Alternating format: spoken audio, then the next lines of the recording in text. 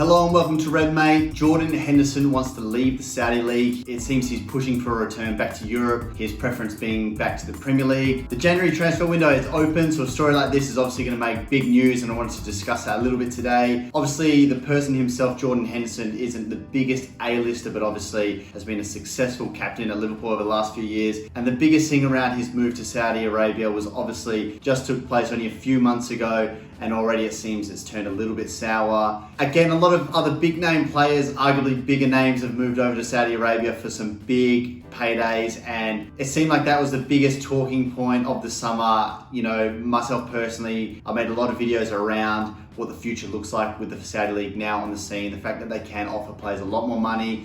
We've seen the Premier League offer players more money than, you know, other European clubs and things like that. So a lot of players had been attracted to them in the past, but now it definitely seemed like Saudi was potentially going to be that next club and that next step. However, always the fact that they weren't involved in the big European tournaments, for example, the Champions League and even like the Europa League and whatnot. So those discussions obviously been held, but I guess this is probably the first sign we've seen of a player going there and maybe it not quite being all that they thought it would be. Again, they get paid these large sums of money and it's very attractive. You know, he took his family out there, and towards the end of your career, Jordan Henderson, we see now he's 33, so he thinks, you know, he's won every trophy he can get his hands on, and, you know, he may as well just go play out the final years over there and make an absolute fortune, set his family up for life and generations. However, not only has he got to adjust to a different type of football, a different league, a different team, but, you know, there's a massive culture difference, I believe, outside of the football. And so if Jordan Henderson to kind of go through that and go over there, you know, it might be a bit of a wake-up call. We do see players all the time changing countries. You know, they go from Spain to England or France to Italy, whatever it might be. And again, you're obviously changing country. There's a new language. There's plenty of things like that you need to be aware of, because he's spending most of his time or a lot of his time at work or, you know, training and playing football. But, you know, he's obviously got to live a life outside of that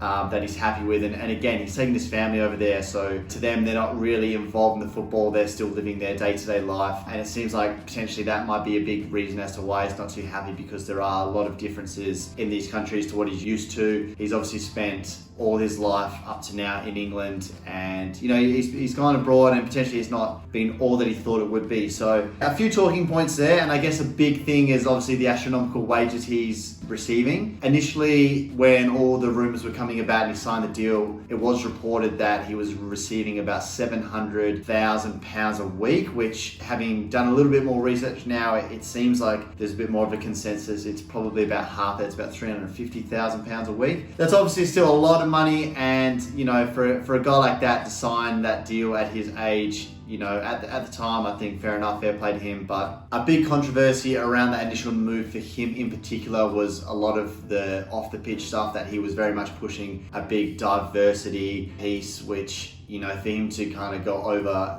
to the Saudi League, where famously they're not quite as on board with those rules, people kind of did turn on him and say, you know, you've just dropped all your values and just taken the payday. But potentially that's another talking point altogether, and I think that might be a big reason as to why his name and that move created such a big headline and a big story to begin with. But now, obviously, him wanting to come back shows that he not necessarily made a mistake, but he might just probably should have considered it a little bit more. Yeah, a big talking point, I guess the first thing is those wages that I mentioned, $350,000 a week. I think if he makes a return to Europe, we know football players can earn a lot of money, but I think for a guy like that, and probably the destination he's going to be looking at, he's not going to be getting anywhere near that kind of money. I think if he wants to return to the Premier League, I think, you know, he's not long been away from it. It probably is something he could come back to, but, you know, I can't really see him coming back to Liverpool. You know, football moves very, very quickly. I think already the game of high intensity, high press that Liverpool play, and a lot of the top teams as well, you need to be extremely fit. You know, Jordan Henderson was a player that for years was known for his work ethic and the amount of kilometres he'd run on a pitch. And people potentially might have held that against him for a long time, saying he only runs and he only gets in the team because of how hard he works and his ability is quite lacking. But over time, we've kind of seen that he is that rounded player, a pretty solid midfielder. However, would you put a 33-year-old Jordan Henderson in a midfield over a younger guy who probably does have the legs and can give you that little bit more, as well as a few more years at the top level? We saw Liverpool replace the likes of Jordan Henderson with a McAllister, a Gravenberch, a Szoboszlai, and these guys are much younger, and that project is potentially looking 10, maybe 15 years down the track at most. And you think if Jordan comes back to the Premier League, it's probably going to be towards the bottom of the league.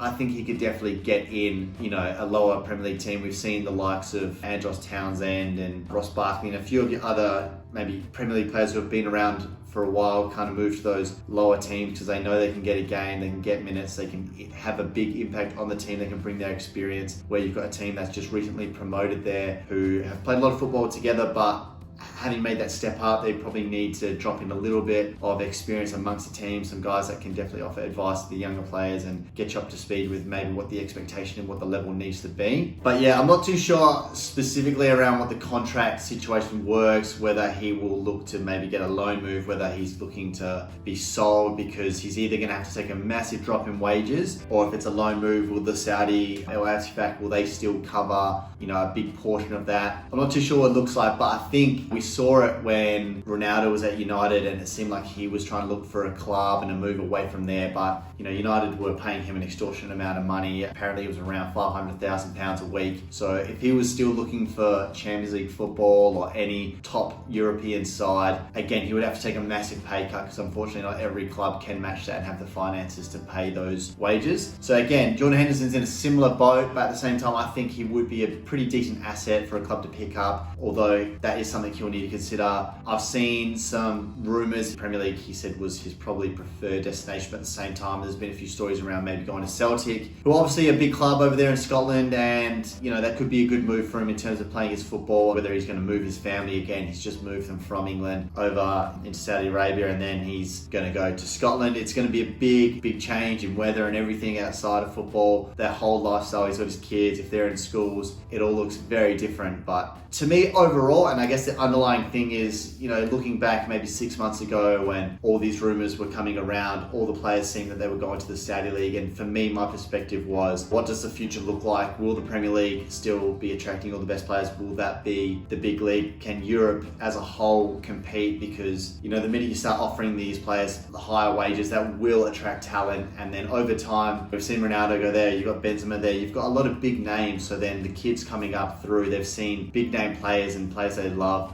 go play there, so it's almost more normal then, and it's very much it's more normalized to play there. And I think just over time it felt like that could generate a bit more of a tradition where players go there, and the league again becomes more and more competitive over time. We've seen a lot of things around the number of people in the crowd and the fans there are nowhere near as big as the European leagues. However, again, these things can take time, and with enough financial investment, I would have no doubt that these things again can improve. Yeah, I guess the most interesting thing for me is the fact that 6 months ago having that thought where not that it's like doom and gloom, but from a Liverpool fan perspective and someone who watches the Premier League, it felt like this was maybe bad news for the Premier League because now all the talent will be poached and a lot of players will go there rather than the Premier League if they can be offered higher wages. But Jordan Henderson being the story that he's kind of gone there and it's not quite worked out for him, maybe that other players will take note of that and maybe think twice about going there. Not that it's a bad place, but you can't just say yes to the money and think that it's all going to be great, because there is a lot of things that happen in life outside of football. If he rocks up to the training ground in the morning and leaves in the afternoon, he's still got a lot of time that he's got to spend with his family and things he's got to do, and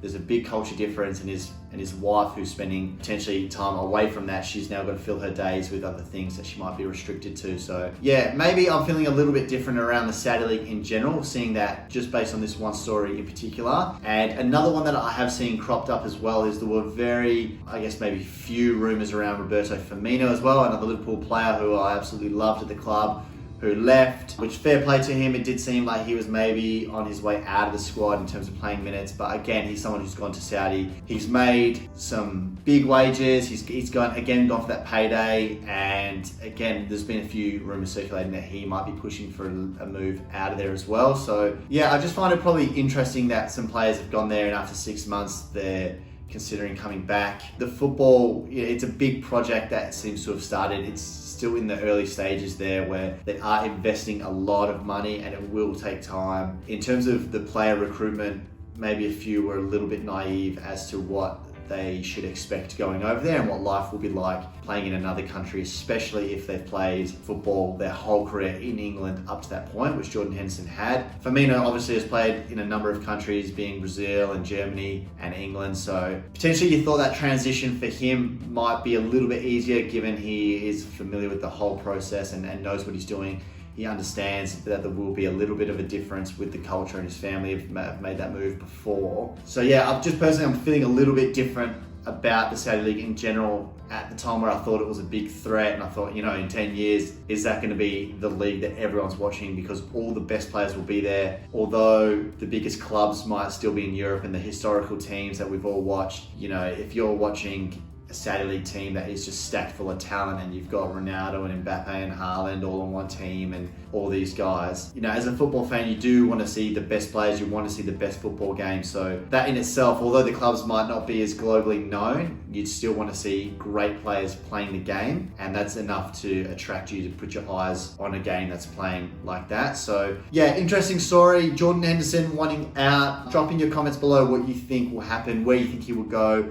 Will he stay? What's the favourite? Yeah, my thoughts on the Saudi League and how I feel has kind of changed just based on this. But again, in a few months' time, we'll see what happens, and maybe it's all rumours, who knows. This time of year, things go crazy for rumours, and you will see some outrageous things as soon as that transfer window opens. Chuck a like on the video, drop in the comments, and be sure to subscribe if you've enjoyed this video and want to see more of this content. I've been Ant, this has been Red Mate. Thanks for watching, and I'll see you in the next one.